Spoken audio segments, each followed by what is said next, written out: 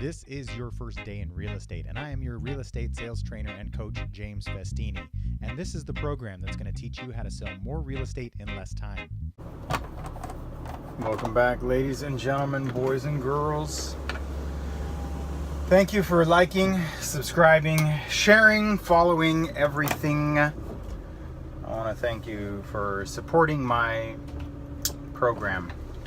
So tonight's episode, I want to talk to you guys real quick about the Beast Mode Lead Gen Prospecting Challenge. If you are on the fence about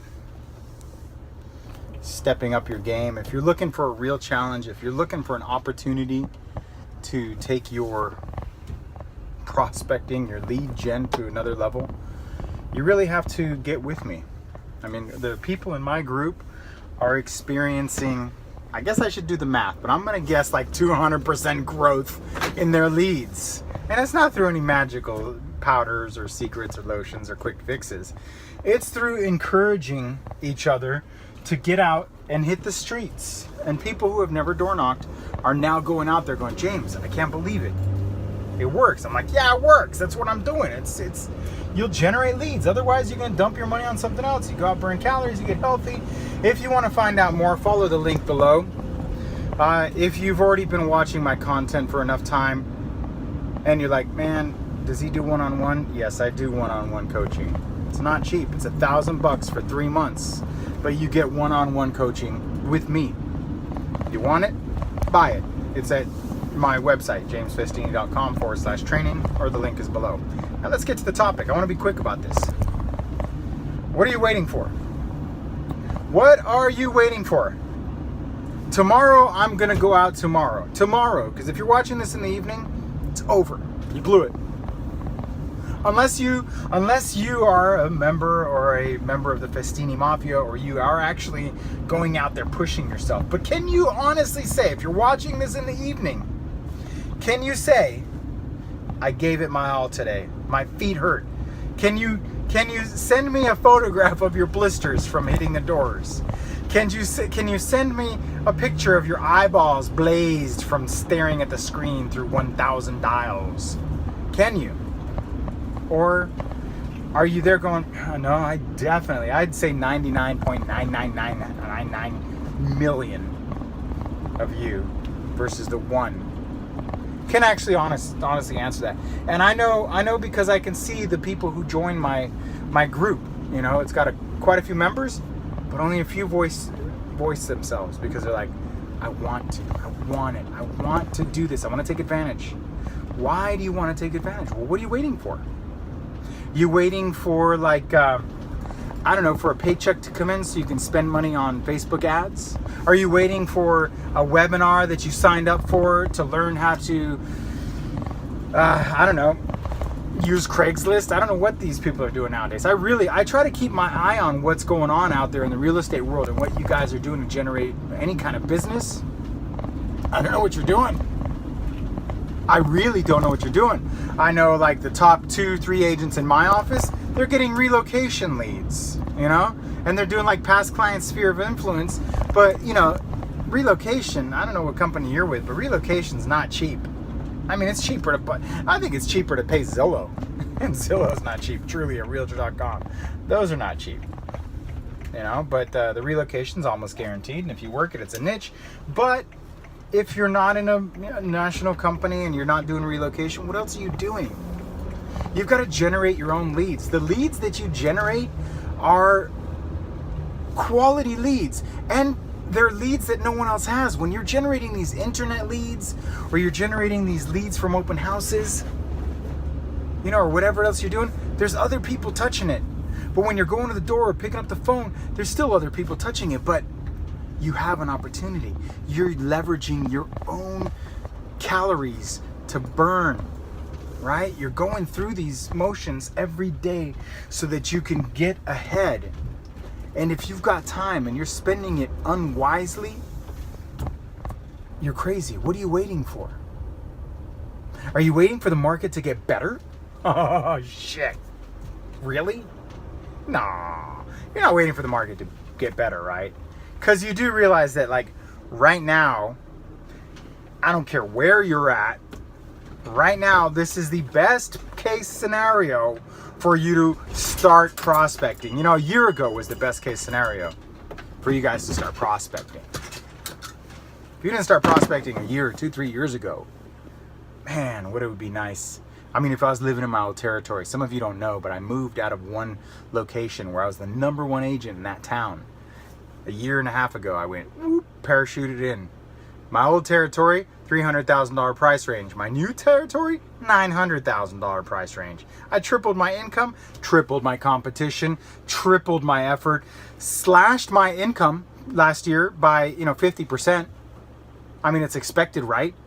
To start over. I'm starting over a new business.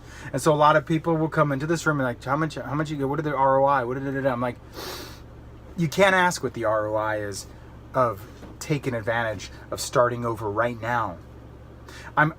What is the ROI of the takeoff of an airplane? It's fucking not crashed. It's just getting started. What's the ROI of hitting altitude?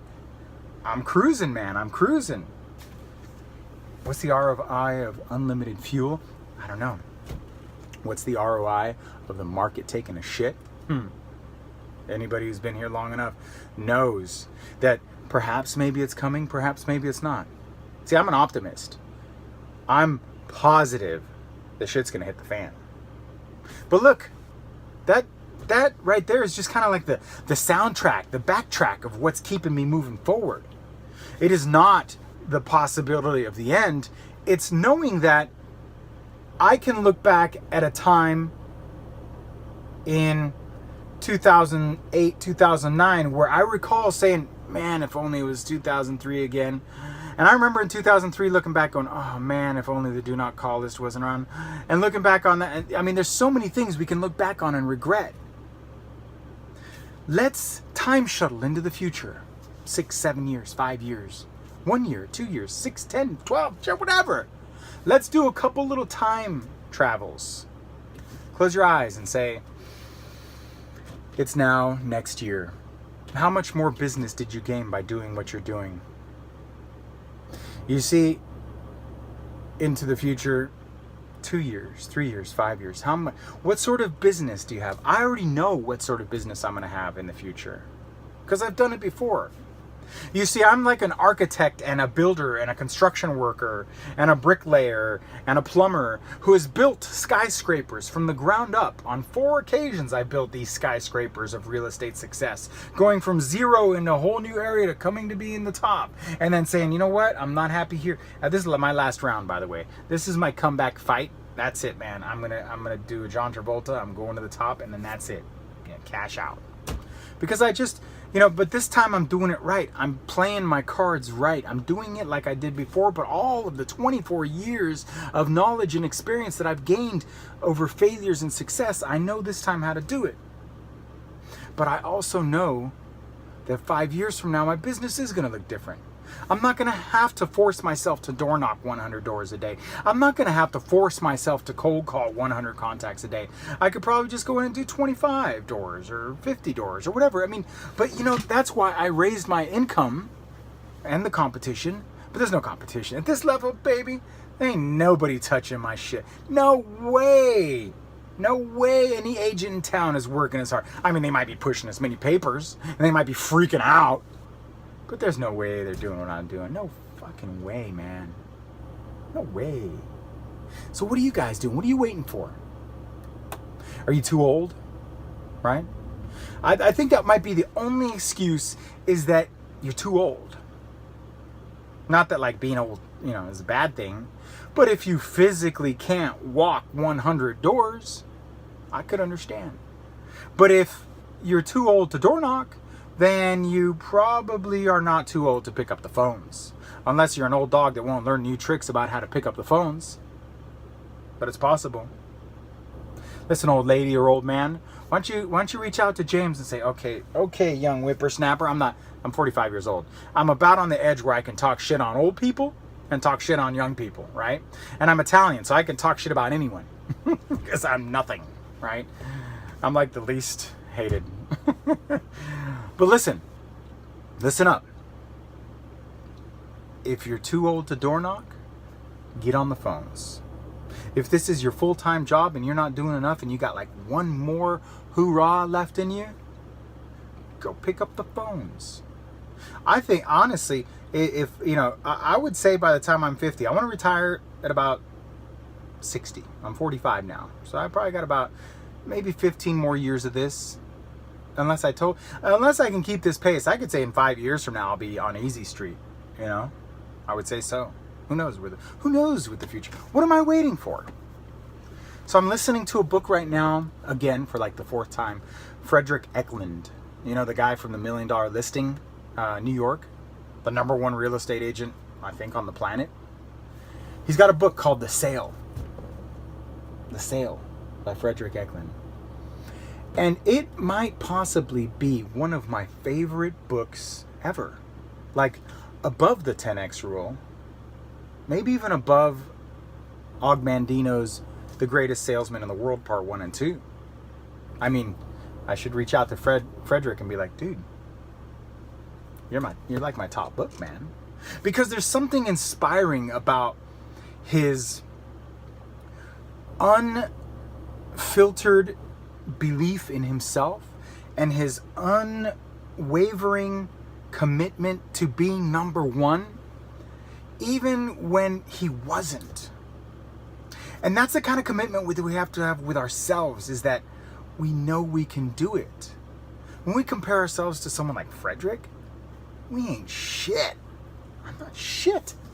But what would, you know, you can ask yourself, what would Frederick do here in Southern California? He'd be himself. And that's something I'm struggling with over the last couple of days, is really allowing myself to be myself. You know, I've been creating all of this content, like writing and video, with this expectation that you guys, like I'm making it for you. And on the other hand, and so many times I've said, I'm not making it for you. I'm doing it for me. This is my video journal. This is my diary. I'm doing this for myself. I'm sharing this for me to be reminded of the things. And in turn, I'm giving you guys the opportunity to listen in on the internal dialogue of someone who gets it. Someone who's not on top. Someone who's been at the bottom. Someone who's right there with you and saying, I can do this, man. What am I waiting for? I'm not waiting anymore. I'm 45 years old now. I've been battling with weight. I mean, I'm not morbidly obese, but I've been too fucking fat or oversized for too long. What am I waiting for? Why have I, like, seriously, from like 25 years old, watch, like I go all through high, you know, I'm a fat kid, and then at 10 years old, I'm on Ritalin.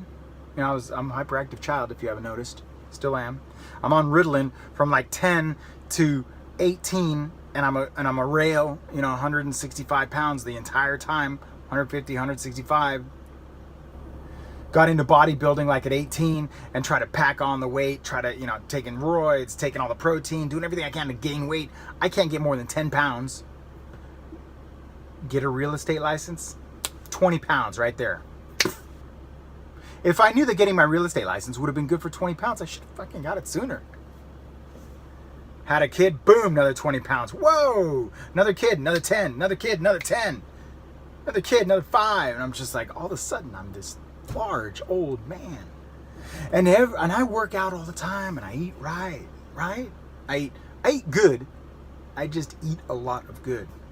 But not for the past year or so. I've really, you know, I dropped like a good 25 pounds, and I've kept that off. But I got to this place just like our real estate career does, is that we get to this place, this thing this thermometer that I talk about, right? This barometer, that we set the temperature of our success and say, this is comfortable. We got to break that comfort, right? I shouldn't be comfortable at this size. What am I waiting for? We shouldn't be comfortable with this income level in the industry. What are we waiting for? I'm not waiting anymore. I kind of feel bad for you. This is where I look at me now. I'm going to look at my reflection. Can I do that and talk to me at the same time? What are you waiting for? What are you waiting for when it comes down to it? Are we waiting for something to happen and then we cross that point? Like, I've had 3 one-on-one coaching clients join for $1,000 in the last 2 weeks. And I can see already they're getting results because they've been waiting for, they've been waiting for that tipping point, that point where it's just like, fuck, enough is enough, right? And we do that every year. It's New Year's. We're like, fuck it, this year we're going to do it. And we wait for that resolution to happen, and then the clock goes down, and all of a sudden, it's, first day of the new year, and you're like, I know I was going to quit drinking, but I'm hungover as shit, man. Can I just get the hair of the dog? And then all of a sudden it's the first, and you're like, well, the first landed on a Sunday, so I'll start tomorrow. And then tomorrow never comes, and then you're like, and it just doesn't happen. What are we waiting for? If we commit to maintaining a specific standard, it's all about a standard.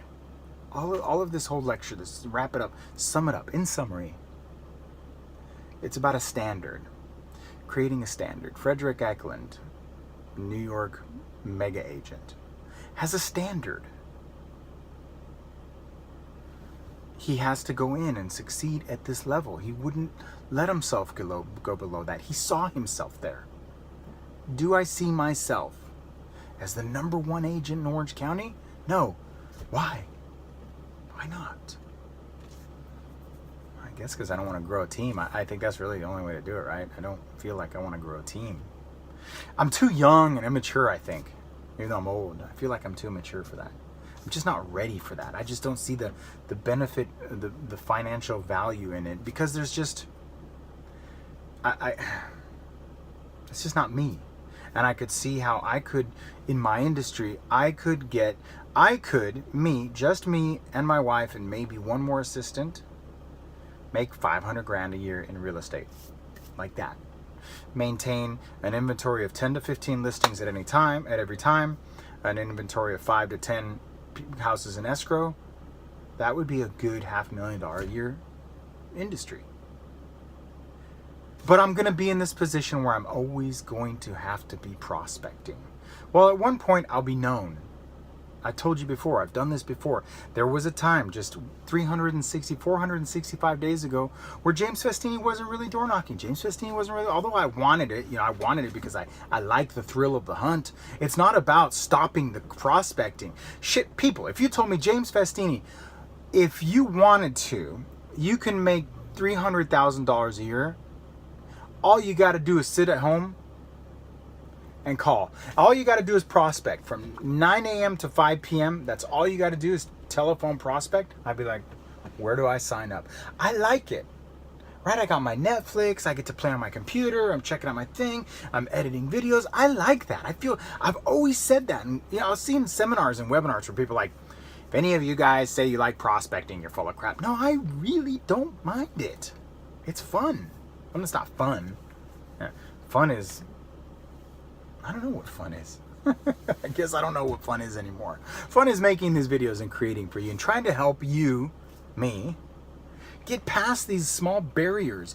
Take this thing one day at a time and set a standard. What are we waiting for? We don't have to wait anymore. Nobody has to give you permission. You don't get permission from anyone. You just do it. When I was 16 and got my driver's license, and I signed my driver's license, when I signed my name, I knew a couple minutes before, I'm like, I know that coming up into this driver's test, and I sign it, that signature is going to stay with me. And no one had to give me permission where I had to do this long James Festini, because I was doing that for the longest time. If you look back at my journals and my poetry, I would sign it with this long, beautiful drawing. But I knew in my driver's license, you know what? I'm going to change it up. So I did this this cool little swiggle. No one gave me permission to do that. I was just like, and the funny thing is, ladies and gentlemen, here's the thing. Think about it. If you wanted to change your signature tomorrow, you don't need permission. You don't. You just go into the DMV and say, hey, you know what? I've changed my signature. I'd like to get a new driver's license. Like, okay. You go in there, That's it. That's my signature. It's an X. It's a 100. You can change your signature to whatever the hell you want. And so I give you permission to do the things that you don't think that you need permission to do. And I'm giving you permission to not have to have permission to set a standard, because we're no longer waiting. My standard says that, James Festini, you eat right and you exercise every day. That's your standard. Like if I get up in the morning and I don't brush my teeth, you feel it. That's a standard. You have a standard that every day. I take a shower every day, unless I go in the pool for a swim in the morning and I feel clean enough. But I'm watered every day. It's a standard. You brush your teeth every day. So it's a standard. What are you waiting for to set a new standard for your future in real estate? Or a sales for it? You know, I should stop saying real estate because I'm starting to get a lot of other industries here. Completely different industries. What is your standard? And what is it that you're waiting for to set that standard? I knock 100 doors a day. That's my standard. If I don't do that, I don't feel right. My standard for telephone prospecting has been the same for many years. 100 contacts a day. Although I've never held myself to the standard. See, that's the trick with standards. You got to kind of hold yourself accountable. You could say, I don't eat pizza. But if you eat pizza, you're not holding yourself accountable. I mean, we can do this whole accountability thing. You can pay me to be held accountable, but you can sneak behind my back and you can fake it. You know, you can fake numbers. But who are you, what is this? We're here to create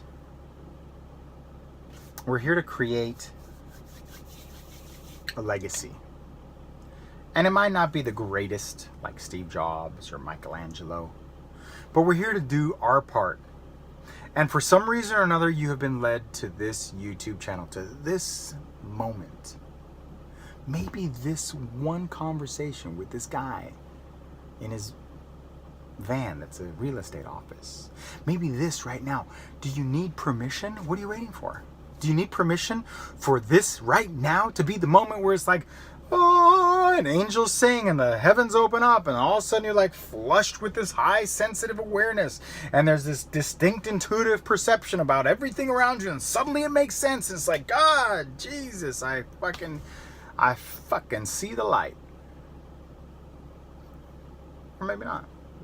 Maybe you can just go back to doing whatever it is you're doing, and then by November, the market kind of sucks and you don't have any inventory, and then you're standing in line at whatever line it is that you don't want to be standing in because you didn't fucking work hard enough right now. It's your choice. You don't need permission. What are you waiting for? I want to thank you guys. I really do. If you got $1,000, if $1,000, spending $1,000 on someone who you have faith will carry you through this bullshit reluctancy and complacency, spend it. I'll get you there. But it's not like I'm saying, buy my shit. Coaching you guys is a tremendous inconvenience for me. I lose money. I've said it before. I lose money because I give more than you give me. You give me $1,000, you break it out over 3 months. Trust me, if I make $100 an hour and you guys aren't paying me $100 an hour, I therefore lose money with no reward. But what I'm trying to do is I'm trying to create family. I'm raising a few of you to be diehard Festini Mafia, where you guys go out there and people say, hey, you know, when they say to him, hey, who do you follow, man? Are you following the Father, the Son, the Holy Irishman? Who do you get your scripts from? And then the other guy goes, forget that shit, man. Forget about it. Fuck you, fungu. Festini Mafia. Right? And be like, oh shit, man. You really Festini Mafia? And be like, yeah, man, I fucking door knocked 100 people today, motherfucker. I'm bad at being gangster, as you can tell. But I'm not bad at being hardcore. I am the beast. I am the godfather of prospecting. Show some respect when you watch this video. Show some respect for yourself. You're the one who's sitting here watching a YouTube video. Make it worthwhile. What are you waiting for? I give you my blessing. Huh? What are you waiting for? I would hope that tomorrow, in the comments, you go in there and you say, James, this was the moment. I'm over it. I drank the Kool-Aid. Hashtag Festini Mafia. I did 100 contacts and 100 doors. That's all you need. You got to really, really want it. And if you think that the naysayers are going to pay your bills, you're wrong. If you think the people outside of your little circle of comfort and yes men and yes women who are like, you're doing great, they pat you on the back and say, keep it up, kid. Keep a chin up, or whatever, upper lip, stiff upper lip, whatever that is. They're not going to be there. They'll go first they'll laugh at you. Then they'll criticize you. Then they'll wonder how you do it. And then they'll praise you for doing it and ask you, how did you do it? There's going to be the steps to success. Forget the trolls and the critics. Forget that that Facebook post that said cold calling is dead. That's bullshit. That's bullshit. The people who say cold calling is dead, the people who say door knocking is ineffective, haven't done it. So what are you waiting for? For someone to tell you it's okay? I'm telling you it's okay. Go out and do it. I give you permission to go out and take life by the balls or the horns or both. Get back to work.